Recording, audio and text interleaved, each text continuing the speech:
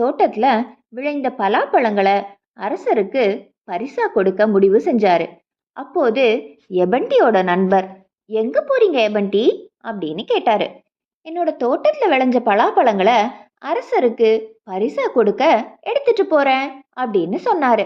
அவருக்கு பலாப்பழங்கள் பிடிக்காது, திராட்சை பழங்கள் தான் ரொம்ப பிடிக்கும்.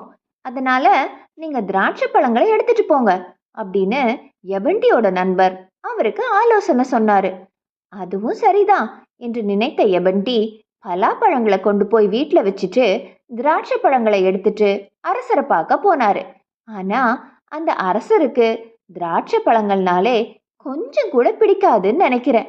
அவரோட காவலர்களை அழைச்சு எபண்டிய அந்த திராட்சை பழங்களாலேயே அடிச்சு விரட்டும்படி உத்தரவிட்டாரு. அதன்படி காவலர்கள் எபண்டியின் மீது திராட்சை பழங்களை எரிந்து